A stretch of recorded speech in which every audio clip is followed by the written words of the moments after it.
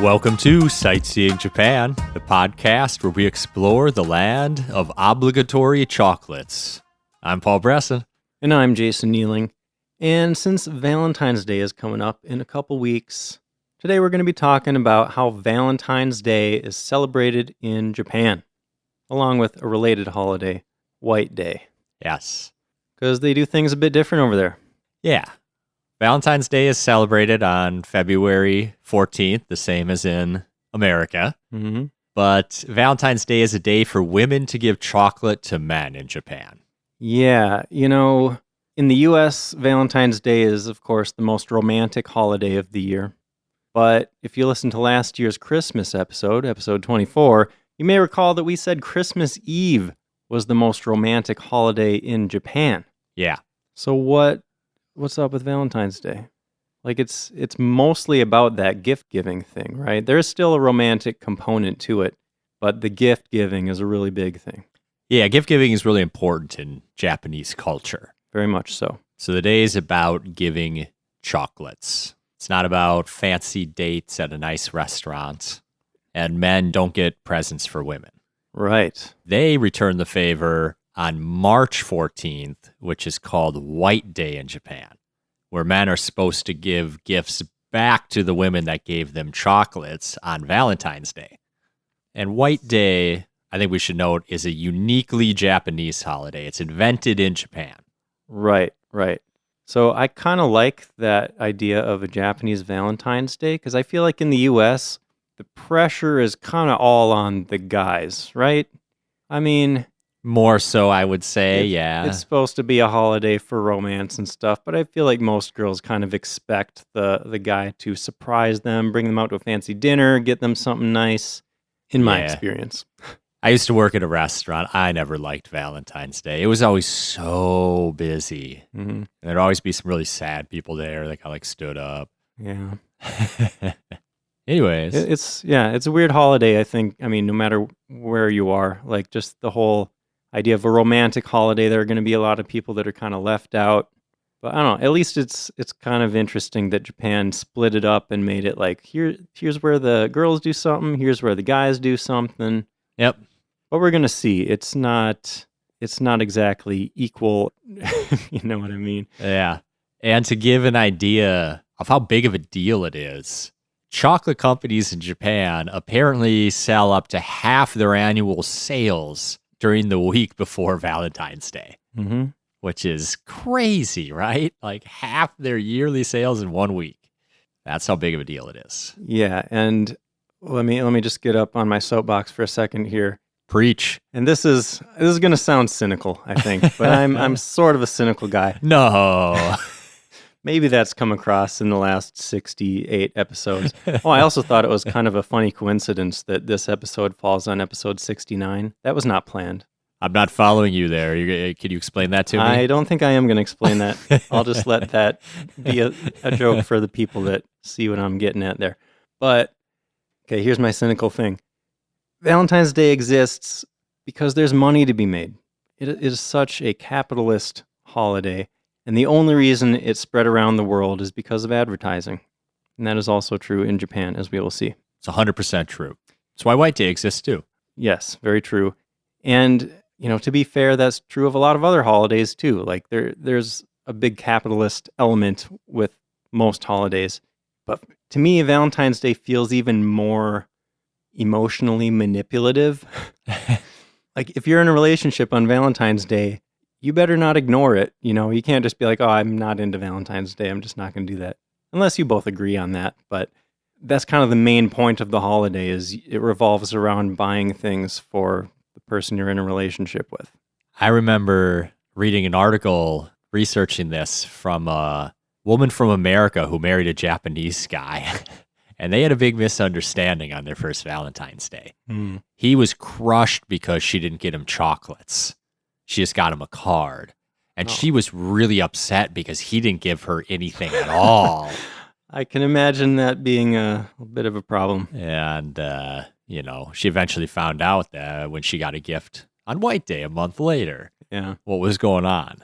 Like, oh, you felt bad, so a month later I finally get something, huh? And he came home from work with chocolates from other women in the office, and Oh, she was no. like, "What the heck is this?" Yeah, a lot of potential for misunderstandings Yes, with the cultural absolutely. differences there. So we'll enlighten everyone here. Yeah. We should probably talk about the history of Valentine's Day first. That would be a good place to start, I think. So I already went on my rant about capitalism. Mm-hmm. The first appearance of Valentine's Day in Japan was in the 1930s when a confectionery company made an ad campaign targeting foreign residents in an English language publication. So at this point, still wasn't a thing for Japanese people. It was just these companies trying to capitalize on a foreign holiday from the foreign residents in the area. That in 1953, I believe that same company began promoting and giving heart-shaped chocolates for sale in Japan for Valentine's Day. Okay, I saw a couple different dates. It seemed like maybe there are multiple companies that claim to have had the first Valentine's Day campaign. Yeah, and there's chocolate producers advertising it. Then there's department stores that are selling the chocolate advertising it, and that happened at little different times. Okay. But either way, even at the very beginning here, the target customers were women. Yes. And so the stores had these big, elaborate displays encouraging women to buy heart-shaped chocolates for the men in their lives. And, why? Why did it all start with having women buy chocolates? I saw a couple explanations. One is that back in the 50s, women did not confess their feelings. That was what the guys did. And it was kind of taboo and radical, that idea of women pursuing men. So this idea was a way to allow them to express their feelings. It kind of gives them a day. Like, if you're going to do it, here's the day. It's a special day for you to do that. You might not even have to say anything. Yeah. The chocolates speak for you. That's a great point. It kind of takes a lot of the stress out of it, right? Another theory I saw is that there may have just been a translation mistake. I saw that too. Like when people first brought the idea over from the US and started marketing it, maybe they misunderstood how things were supposed to work in the West. Yeah, I couldn't find anything to 100% back that up, but it was a theory I saw repeated a couple times. Yeah. So this whole idea, like we said, started in the 50s, but it sounds like it didn't really gain widespread popularity until the 1970s. Yeah, I think that's when they really started marketing it as a means for schoolgirls to express their interest in a boy. It kind of gave some pure love tied into the holiday, with young people. Sure. So yeah, by this point, everything was going great for Valentine's Day. People were buying a whole lot of chocolate. But Paul, as you mentioned before, Japan has a long history of gift giving. It's always been a really important thing in their culture. And it kind of has these rules built around it about what kind of gifts to give, how you're supposed to wrap them. And one kind of big rule is that gifts should be reciprocated, right? Absolutely. So that idea led to the creation of White Day, although White Day didn't officially show up until the late 70s, and it started out as Marshmallow Day. Yeah, didn't really catch on as Marshmallow Day. Mm-hmm. I don't know what you have in your notes, Paul. I have a little story about how Marshmallow Day started. Okay, go ahead. So this might be apocryphal, but it seemed like there was enough detail in the version I saw that it seems credible, probably. So in 1977, an executive of a confectionery company called Ishimura Manseido was reading a women's magazine looking for inspiration. And he saw a letter from a woman that wrote into the magazine, and she said, it's not really fair that men get chocolate from women on Valentine's Day, but they don't return the favor. Why don't they give us something like a handkerchief, candy, or even marshmallows? So he saw marshmallows, like, that's a good idea. We make marshmallows. So he created this new holiday, Marshmallow Day, telling men to buy the marshmallows to reciprocate for the gifts they got on Valentine's Day. And then at a company meeting, he asked his female employees to choose a day for the holiday, and they thought March 14th would be appropriate, being a month after Valentine's Day. And this company even came up with a new product to sell for the holiday. They apparently had some sort of marshmallow paste with chocolate stuffed inside. Ooh, Sounds tasty. does. I do think it's kind of funny that these middle-aged men running all these candy companies had to read in a women's magazine to realize, maybe it is unfair that women are always just buying chocolate and men don't have to do anything. Yeah. And I think this kind of justifies my cynical viewpoint that all this stuff was created by middle-aged guys in suits, you know?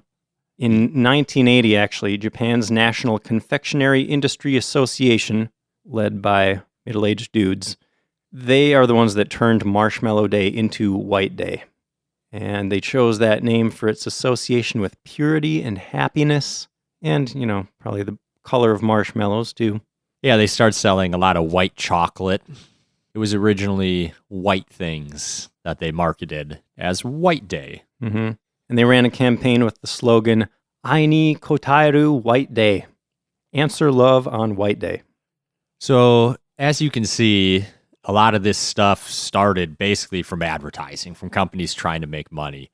Yes. But it is interesting that probably inadvertently, they changed some of the norms in Japanese society. The word kokuhaku is the act of confessing feelings or declaring love in Japanese. And it was taboo for women to do this. And it's become more acceptable partly through Valentine's Day. Like Valentine's Day is the day as a woman that you can express your feelings and it's not frowned upon. Yeah, it's interesting how much cultural impact this holiday has had. And we'll talk about that a bit more later on. I also thought it was interesting that in recent decades, White Day has actually spread around outside of Japan. Yeah. Other countries in Asia like Korea, China, and Taiwan now celebrate White Day as well. I heard Vietnam too. Okay. I thought this was funny too. In South Korea, apparently they have something called Black Day. I saw that. It's 1 month after White Day on April 14th. And I think this is nice. They made this holiday specifically for the single people that got left out on Valentine's Day and White Day. Yeah, but it's not a happy holiday. It's like for single people that didn't get any gifts on Valentine's Day to wallow in their misery of being alone. At least they're getting recognition, right? To me, it seems like such a Korean holiday. How so? And I don't mean that to be offensive at all. Just, I don't know. I've been to Korea once, South Korea once, and I've watched enough K-dramas. It just feels like the type of thing that like a person that's alone in Korea would be like, make a deal out of it. Like, I'm so alone. I should have my own holiday too. Okay. I don't know. It just strikes me as something that makes sense for their culture. I don't know. I can imagine that being an interesting basis for a K-drama story, right? Two lonely people meet on Black Day. Yeah. Romance ensues. Yeah, and then the whole series takes place over the course of a year, and then by the next Valentine's Day, they're all in love and stuff. Yeah, until someone gets hit by a truck the day before. No, sorry. Dark, Paul. Hey, that's just how K-dramas go, bro. So let's dive a little deeper into Valentine's Day first. Yeah. So like we said, girls are expected to give out chocolates and candy.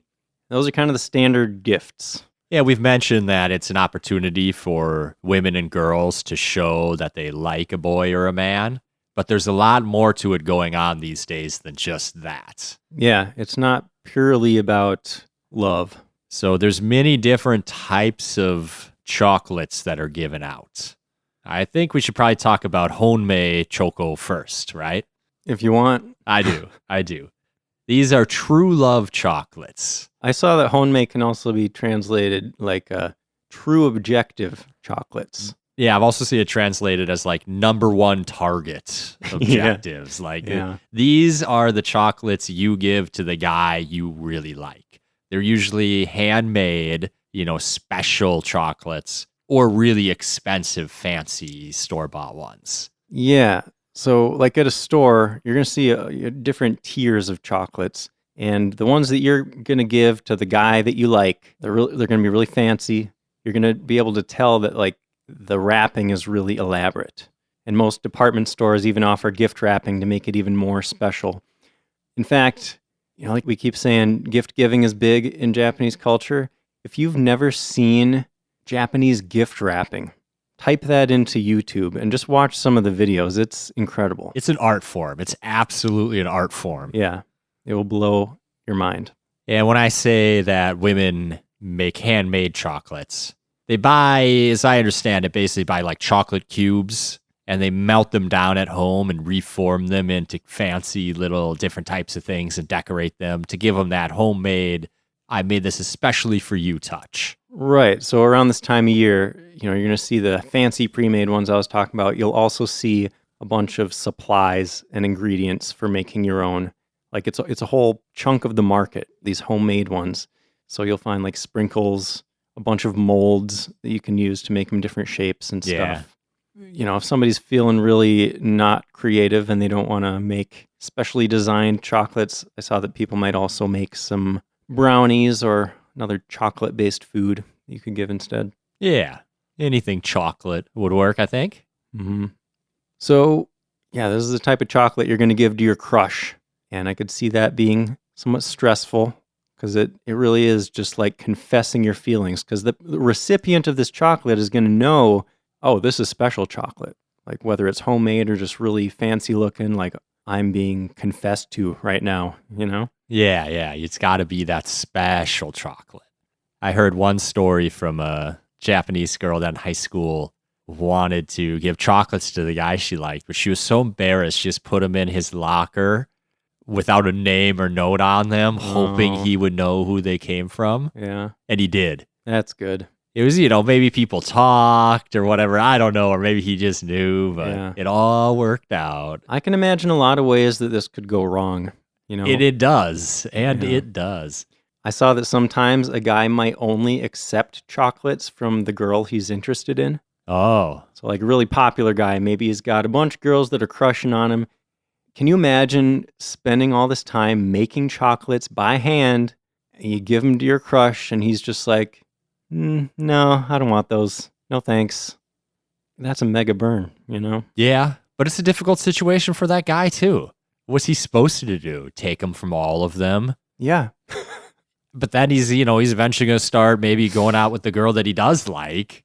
And they're all going to be like, he took my chocolates. What a meanie. Now he's not going out with me. Well, on White Day, he can send a message depending on what gift he gives back. Yeah. Wait a month to choose which one he wants to pursue or something. Oh, now he's got to wait. I'm just... See, there are some issues with this holiday. Yeah.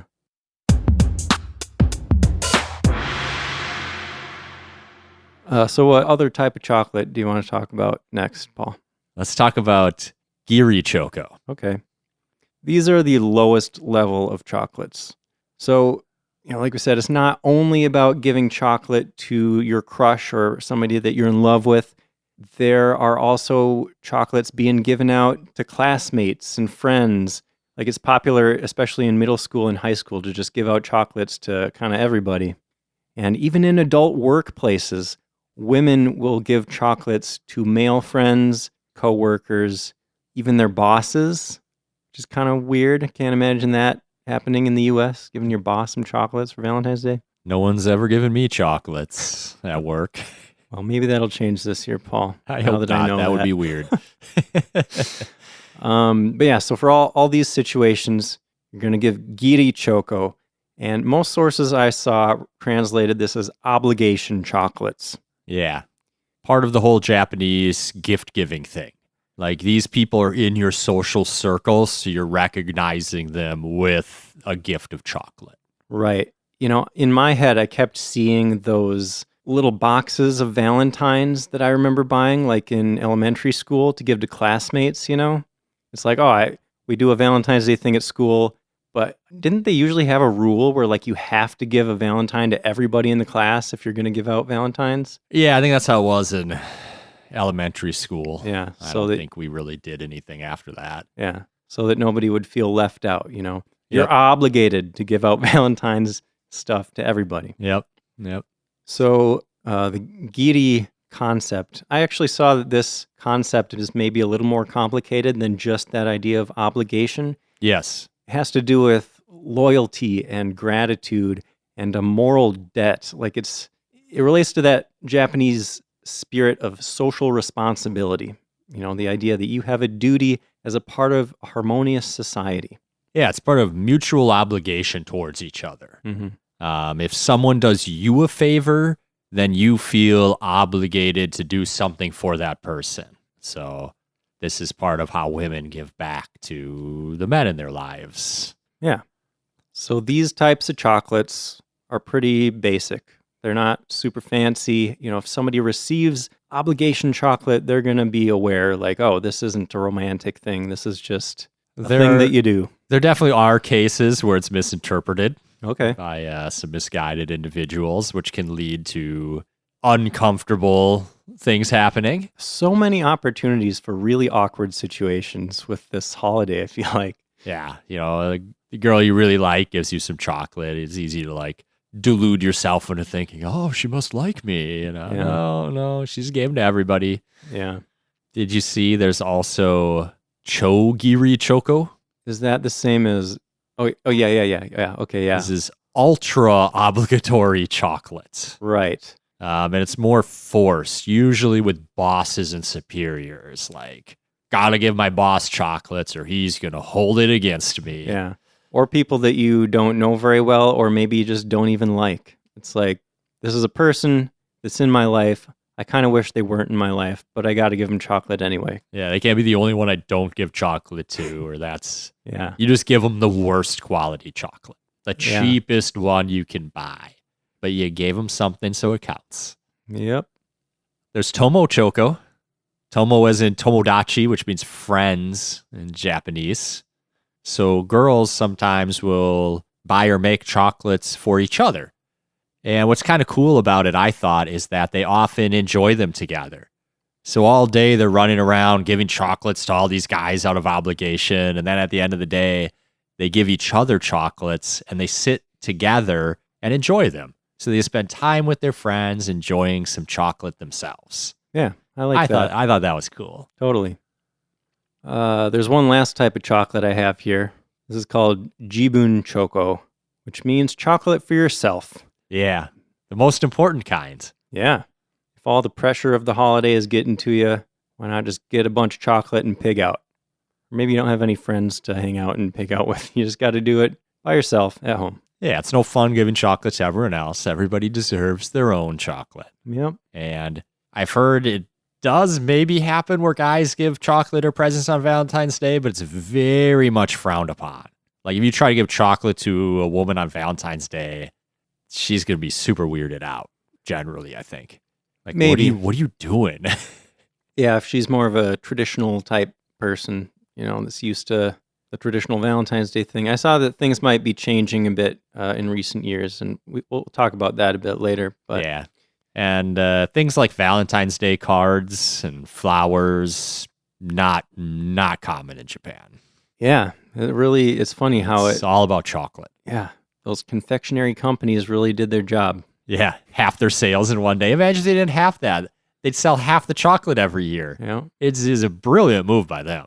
Pretty diabolical. Yeah. So Valentine's Day is pretty great for the guys.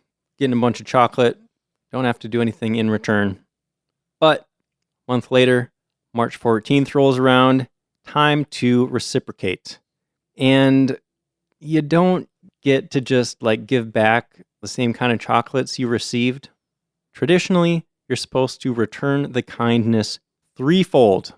There's something called okeshi, which is the Japanese concept of proper payback. And I think that's where they're getting the idea of 3 times the payback. Okay. So it's receiving a gift is not a positive thing. I don't want to say it's not a positive thing because it's nice, but you're going to give back more than you got. So no one's out there trying to get gifts because you got to pay it back. Mm-hmm. Yeah, you're supposed to estimate how much they spent on the chocolates that they gave you and then give them a present worth 3 times as much. I actually saw that there's a phrase for this, ebi detai otsuru, which means fishing with shrimp for a sea bream, because the catch is worth a lot more than the bait. So women can give out cheap chocolate and just know that, hey, in a month, I'm going to get 3 times as much back. That's a pretty good deal. Or give out even nicer chocolate, knowing then you Yeah. get some really nice things back. Yeah. So some popular gifts for White Day are cookies or white chocolate, especially for friends and coworkers.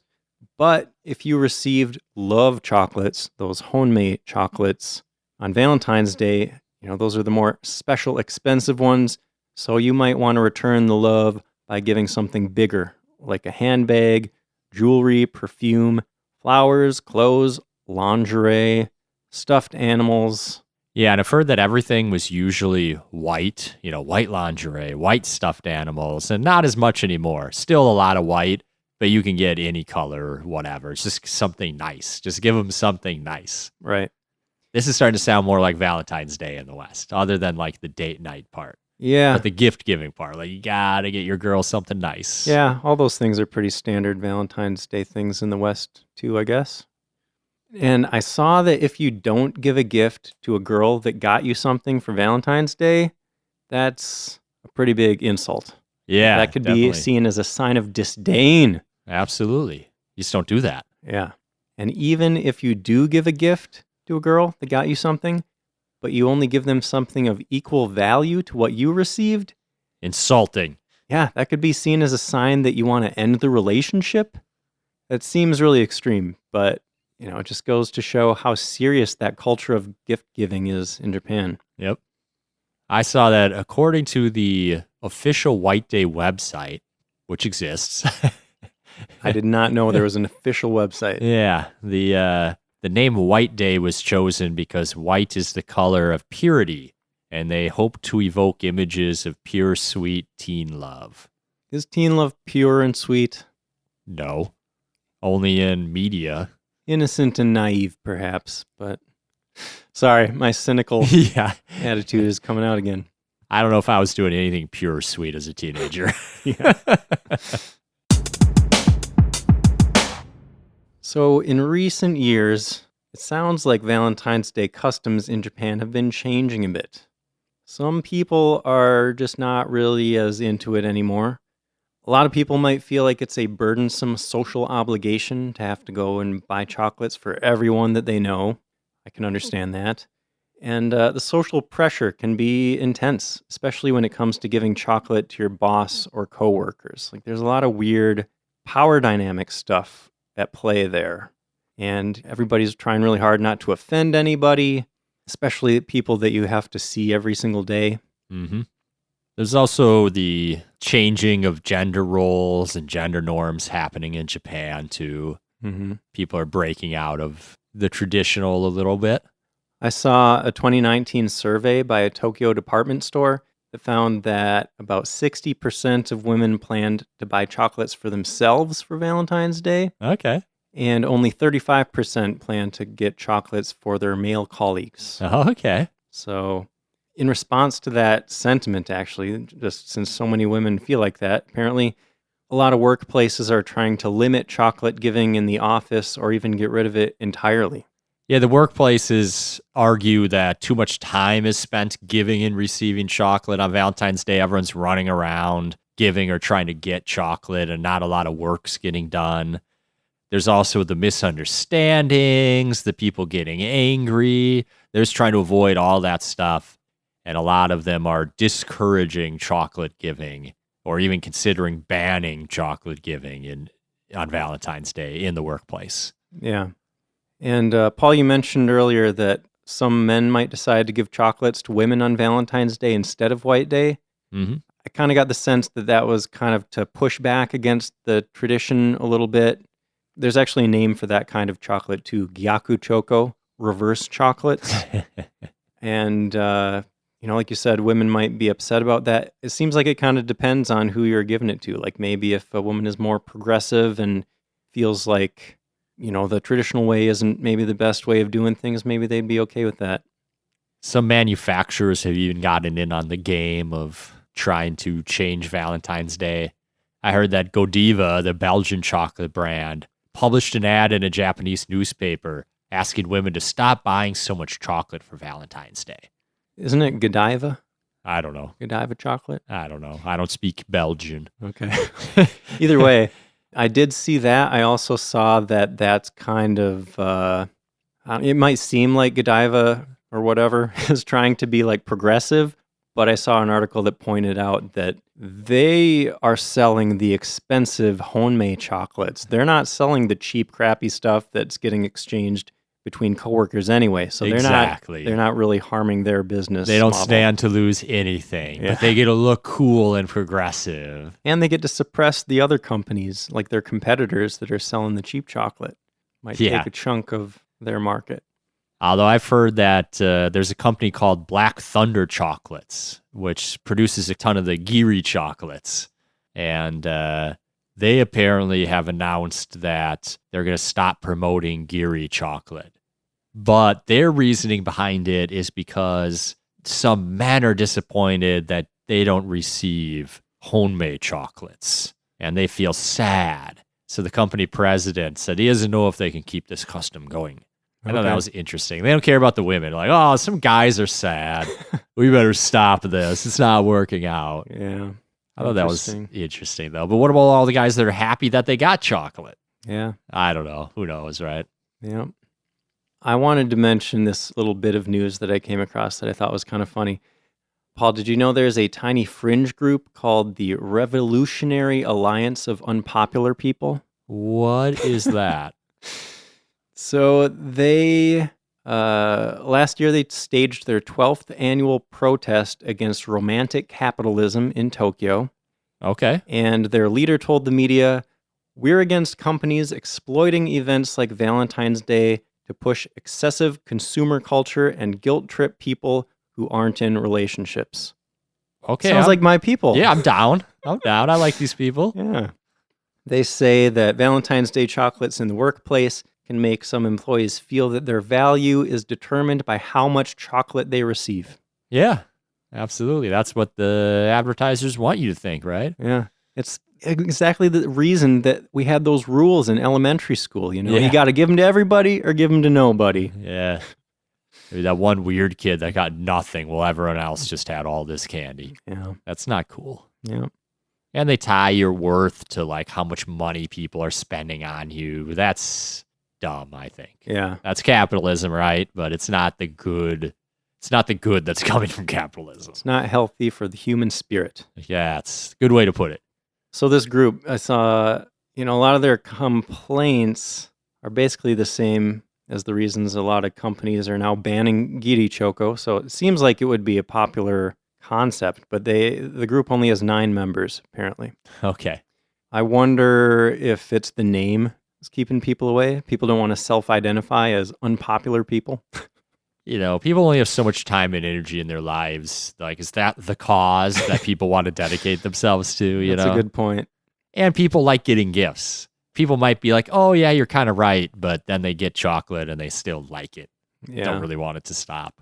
Yeah. It's hard to break people out of the capitalist cell in their mind, right? It's a fun event to lighten up a boring winter. It's a thing that happens that people can look forward to. Sure. Or dread the coming of, depending on your perspective. Mm-hmm. Another issue I saw that has come up lately, with all the rules about who's giving chocolates to whom on which day, it makes it hard for people in same-sex relationships to participate. Which day do you choose? Yeah, that's something they'd have to just kind of figure out on their own, but they wouldn't feel like they would be fitting in right with the holidays. Yeah, it's not a super inclusive holiday. Yeah, and you got transgendered people and all that. Where do they fit in? Mm-hmm. Non-gender, non-binary people. So yeah, as we've alluded to in the past, the LGBT community still has a long way to go in Japan, but things are starting to change. They've been making strides. Yep, and that seems to be affecting Valentine's Day and White Day. These days, people might give chocolates and gifts to whoever they want and kind of just ignore those rules that were kind of set in place. So who knows? In the future, Valentine's Day might start to look more like Valentine's Day in the West. What do you think, Paul? How do you feel about Japan's way of handling these holidays? At the risk of sounding like a sellout, I think I would enjoy getting chocolates. You are a sellout, Paul. Just give me chocolate and I'm happy. Although maybe no one would give me chocolate, and then I wouldn't be very happy. I'll give you chocolate, Paul. If chocolate's what you want, chocolate's what you'll get, buddy. I don't know. I think it's a good thing that things might be starting to change. The Japanese Restaurant Association's going to have to get in on it and start promoting date night on Valentine's Day. Yeah, there's really a gap in the market there. They got to get in gear. Yep. I don't know. One nice thing about their traditional way of doing things, though, is that men get their day to be appreciated. That's kind of nice. Yeah, it is. Do you know, I just found out there's an International Men's Day. I don't know I what heard day that it's too. on. Yeah, I don't know exactly what day. Yeah, who does, right? Nobody pays attention to that holiday. Every day is Men's Day, right? Sure. Maybe. Who knows? Got anything else on Valentine's Day or White Day? I think that's it. It's quite the interesting couple holidays. Yeah. I'm glad we dove into it a little bit. Yeah. Funny how it really morphed from the Western ideas of Valentine's Day. Yeah, one of those things that Japan borrowed an idea and just made it totally their own. Yeah. Well, whatever your views on Valentine's Day and whatever kind of relationship you are or are not in, I hope you have a good time on Valentine's Day. You know, maybe practice some self-love if you don't have anybody else around. Treat yourself, have a good time. You don't need a romantic relationship to be fulfilled. Yeah, I'm definitely going to go buy myself some chocolate after all this talk about chocolate. You should. You deserve it. Thanks. I guess that's it. If you want to see some cool pictures, check out our Instagram, SJP Podcast. If you want to send us an email, tell us what you're doing for Valentine's Day. You can send an email to feedback@sightseeingjapanpodcast.com. Paul, what are we talking about next time? On the next episode, we're going to talk about kawaii culture in Japan.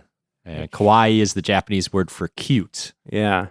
And yeah, there really is a whole culture built around it. A subculture, I guess you could call it. It's a big deal. And it's like a mainstream. It was a subculture that became mainstream. Is that fair? Yeah, it's very monetized too. Like there's a lot of industries built around cuteness in Japan. Definitely. And actually, I guess you could kind of say that there are subcultures within the kawaii umbrella. Oh, absolutely.